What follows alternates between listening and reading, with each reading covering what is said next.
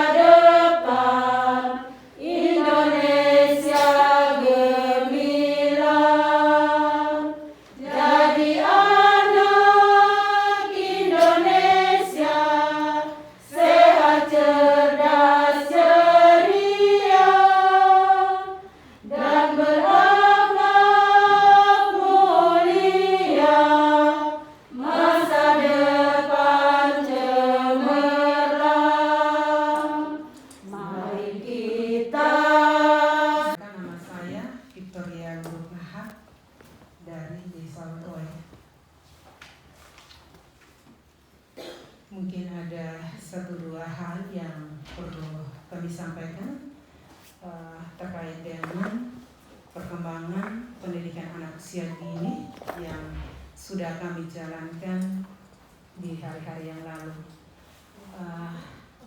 Yang pertama tentang kegiatan-kegiatan yang kami lakukan sebelum pandemi ini, itu terkait dengan kegiatan di akhir tahun. Itu namanya penyerahan ijazah atau penyerahan sertifikat. Di situ yang kami lakukan selama ini terpusat di PKG. Dan dari 2019 hingga 2020 sampai 2021 itu tidak terjadi karena pandemi. Karena itu mungkin dari kami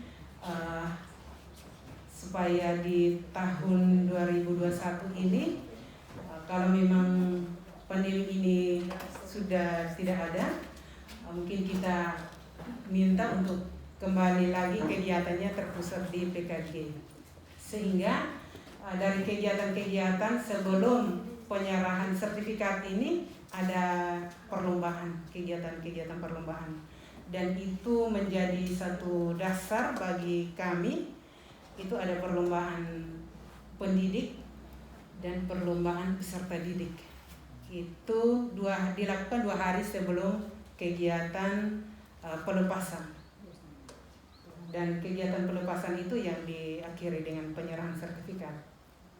Dan ada beberapa kegiatan lagi yang kami lakukan itu di Hari Pendidikan Nasional, dan biasanya terpusat karena dari PKG kami melakukan pertemuannya setiap bulan dan terpusat di PKG, yaitu di Wali Besak. Itu itu PKG, pusat PKG-nya di situ.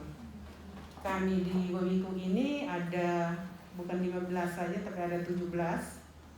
Dari situ kami sudah sepakat atau rapat bersama untuk setiap kegiatan baik kecil maupun besar kami lakukannya di PKG. Kadang melibatkan orang tua dan di situ orang tua itu merasa senang dan bangga kalau di kegiatan itu kehadiran mama bupati atau dari dinas. Itu kami sangat senang dan bangga kalau dalam kegiatan itu ada dari dinas atau dari Pemda. Yang kedua ada dari Desa Waiulun dengan Desa Biris belum ada PAUD. Jadi belum bangun, karena itu mungkin ini di tahun ini kalau boleh bisa dibangun untuk semua kegiatan dan persiapannya mungkin konsultasi dengan ini PKG untuk bisa membantu apa saja yang menjadi persiapan untuk kegiatan itu bisa jalan. Mungkin dari saya itu saja, saya kembalikan. Terima kasih.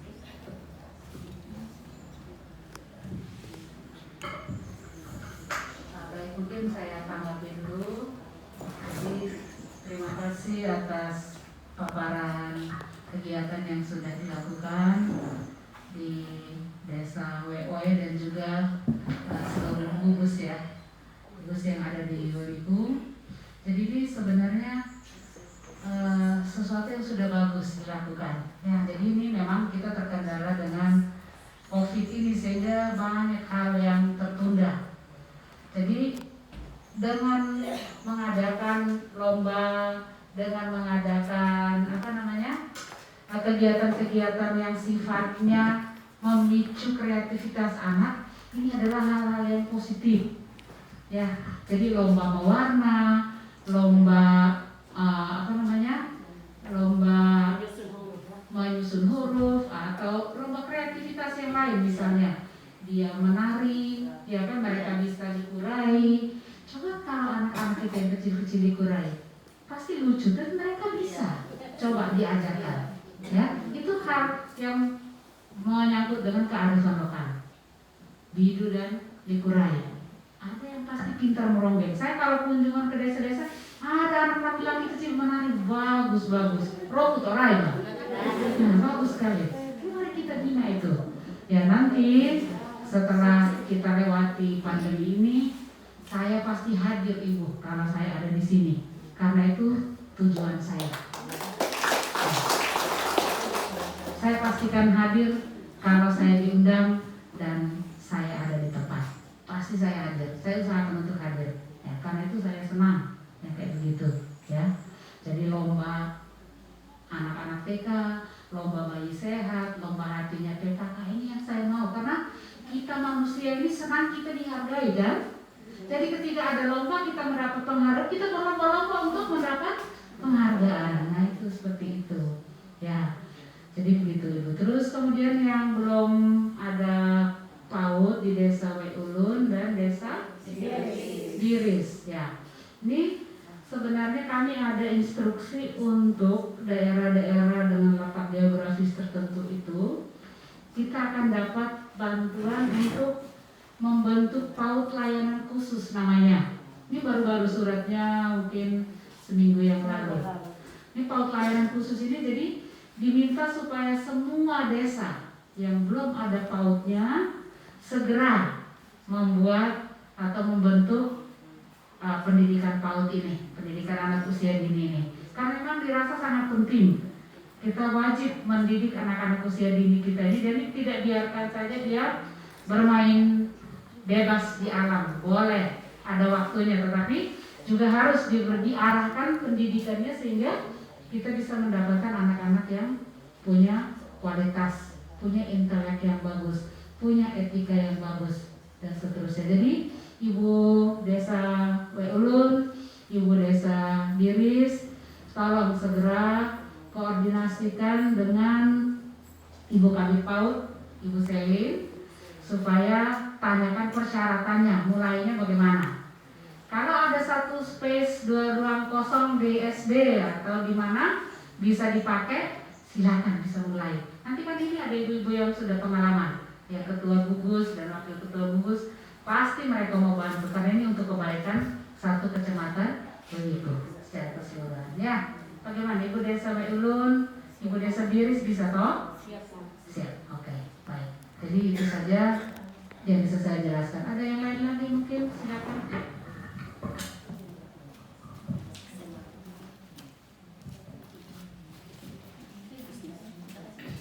Baik, terima kasih Mama sebagai Bunda PAUD Kabupaten. Pertama-tama puji Tuhan dan terima kasih sekali karena sejak 10 tahun yang lalu hari ini ibu-ibu yang sudah berperan di pendidikan khususnya di PAUD kita dikukuhkan menjadi Bunda PAUD. Baik, terima kasih. Dan itu patut kita banggakan karena memang sudah sekian lama kita menantikan dan merindukan pendampingan dari seorang Bunda PAUD Kabupaten untuk kita di tingkat desa. Dan ini sangat luar biasa karena sejak adanya dana desa memang untuk PAUD itu selalu diperhatikan. Dan melalui Desa Pulalang kami bisa memberikan dukungan kepada pemerhati PAUD di desa masing-masing. Yang berikut ini terkait PAUD binaan PKK kecamatan. Apakah nanti di kecamatan memilih salah satu di antara kami 12 desa atau sesuai dengan arahan Bunda PAUD bahwa nanti di masing-masing desa Ibu Ketua Penggerak PKK Desa itulah yang akan sebagai pembina di PAUD masing-masing desa. Karena seperti di desa WOE ada beberapa PAUD. Apakah dia pilih salah satu atau semuanya itu menjadi PAUD binaan? Yang berikut, karena kami sudah dikukuhkan menjadi Bunda PAUD, mohon Mama bisa memberikan ide-ide kreatif atau tips-tips yang seperti apa dalam peran kami sebagai Bunda PAUD untuk bisa memberi perhatian kepada PAUD-PAUD yang ada di desa kami. Yang berikut mungkin selain anak-anak kita usia dini dari 0 sampai 8 tahun, mungkin usia emas yang paling kita harus mengisi dengan hal-hal positif itu adalah yang 0 sampai 2 tahun, 1000 HPK.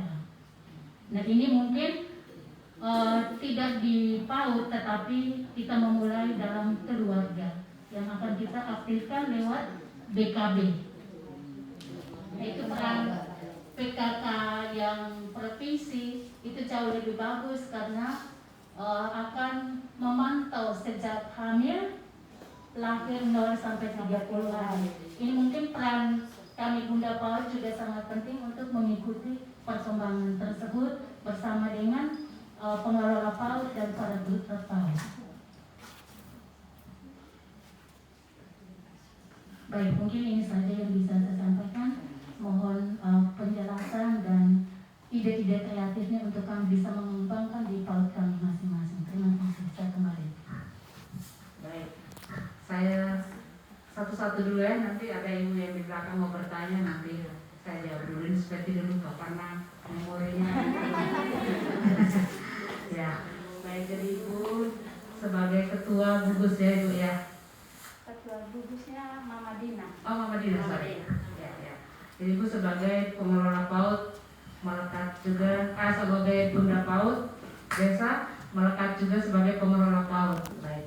Jadi saran saya begini, ini kan setiap desa ada yang satu, ada yang ada 2 PAUD. Apakah kedua-duanya PAUD itu mendapat dana dari ADB? Di kami hanya satu, jadi dapat dari dana desa. Ya, baik. Kalau di WOE bagaimana? Ibu kan ada 2. Ada banyak. Tidak ada 8. 8 PAUD? Iya. Oh, karena penduduknya banyak. 8 PAUD. Apakah ke-8-nya itu yang swasta maksud saya, jadi bukan bergantung pada dana ADD atau semuanya dapat dana ADD? Semua dapat dari ADD. Oh, luar biasa. Jadi kalau saran saya, sebaiknya semua bunda PAUD itu karena sudah menjadi bunda PAUD, ya otomatis menjadi pembina PAUD di desanya. Tidak usah tunjuk yang lain lagi. Nah, soal struktur kepengelolaan PAUD yang menjadi ketua gugus dan sebagainya, silakan di antara pengelola PAUD menentukan orangnya sendiri. Tetapi sebagai pembina itu tentu ibu desa, ibu PKK yang melekat padanya adalah juga bunda PAUD. Itu saran saya supaya tidak terjadi dualisme nanti, ya kan? Ya, tapi tinggal kesepakatan kalau mau dibuat lain silakan. Tetapi saran saya seperti itu. Karena ibu desa lebih dekat dengan bapak desa. Kalau kurang dana sedikit bisa bilang bapak tolong dulu ini bagaimana ini, ya kan? Ya, tapi kalau yang lain yang jadi pengelola, ininya jaraknya lebih panjang. Harus datang dulu ke bapak sekretaris desa lah, harus ke bendahara dulu, baru sampai di bapak desa. Tapi kalau ibu desa lebih dekat, karena juga sudah sebagai bunda PAUD, ya kan? Otomatis sebaiknya sebagai pembina. Ya. Kemudian untuk apa lagi tadi pertanyaan saya lupa. Peran bunda PAUD untuk masing-masing PAUD di desa itu. Ya, jadi ya peran bunda PAUD ya tentu sebagai pembina. Jadi membantu pengelola. Jadi pengelola PAUD yang ada di desa, kalau ada permasalahan menyangkut apapun, datanglah berkonsultasi ke pembina.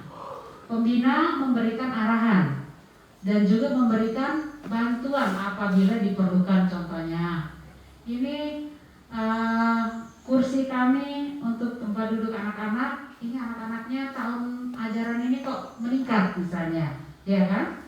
Ya, jadi bantuan fisik juga kalau memang perlu bisa dibantu. Nanti keuangan kan saya tidak tahu seperti apa. Anak-anak PAUD bayar tidak? Tidak ada pembayaran. Nah, berarti kan sepenuhnya dari dana desa. Berarti kalau ada keperluan misalnya alat ATK, keperluan sarana prasarana untuk PAUD, pasti itu dari dana desa. Ya, jadi ya tinggal minta tolong ke ibu. Jadi ibu pembina sekaligus sebagai penyedia jadinya minta tolong ya. Jadi pengelola PAUD tolong bekerja sama dengan baik dengan bunda PAUD yang ada di desa. Nah, sekarang kiat bagaimana untuk meningkatkan pendidikan PAUD yang berkualitas. Selalu saya bilang, yang pertama kita membuka sekolah, bukan hanya asal buka sekolah. Saya juga seorang guru, saya dosen. Jadi pendidikan yang berkualitas itu bukan hanya tergantung pada gurunya, tetapi interaksi guru, siswa, orang tua, kemudian sarana prasarana, kemudian yang terakhir adalah media pembelajaran. Itu penting. Nah, ini kalau kelima ini kita sudah ada, kita tinggal bagaimana berkreasi supaya menciptakan anak-anak kita yang kreatif. Disitulah peningkatan mutunya. Kenapa TK atau PAUD ini beda dengan PAUD yang ini? Karena kreativitas gurunya pasti beda, penyediaan sarana prasarannya pasti beda. Karena itu si anak dari TK ini dia lebih pandai daripada anak yang di TK yang lain, seperti itu. Karena mereka punya pengalaman belajar yang lebih, guru-gurunya di sana lebih kreatif. Nah, di sini peran kita untuk berlomba-lomba meningkatkan mutu pendidikan kita sehingga anak-anak kita menjadi lebih kreatif. Seperti itu. Nah, ini mungkin kalau pengalaman itu saya minta Kakak BT Brigita, karena beliau adalah guru senior yang sudah purna tugas, tentu beliau punya kiat-kiat. Ya, beliau juga lama sebagai kepala sekolah, pasti punya kiat-kiat yang bisa dia bagikan kepada kita. Kakak BT, silakan. Jadi buat kopi kenalin kok kita ngomong takut.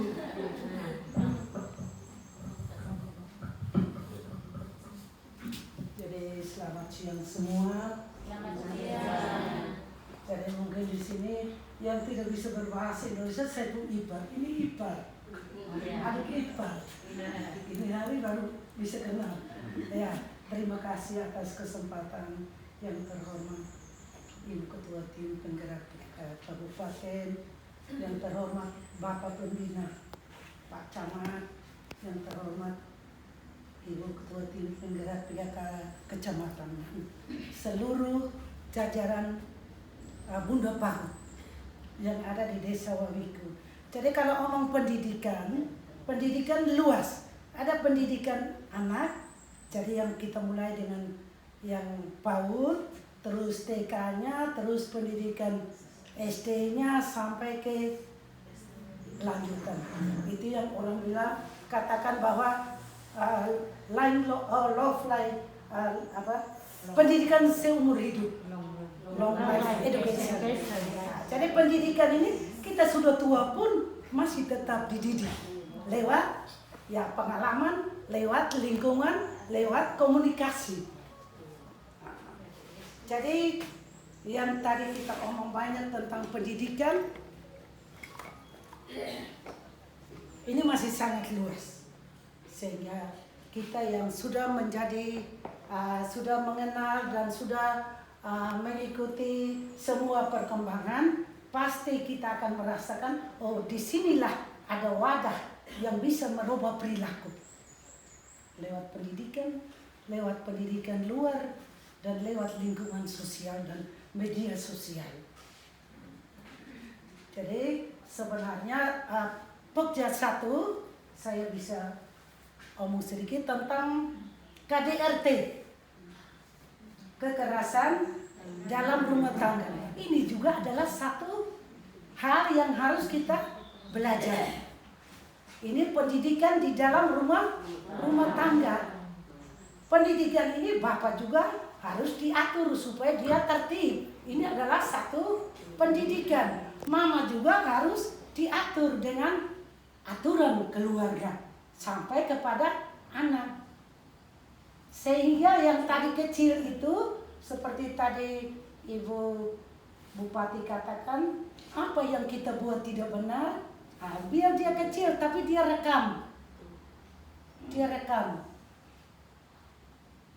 Bapak yang selalu keluar, pulangnya malam, pulangnya mabuk, ini juga satu hal yang mengganggu pendidikan di dalam rumah tangga.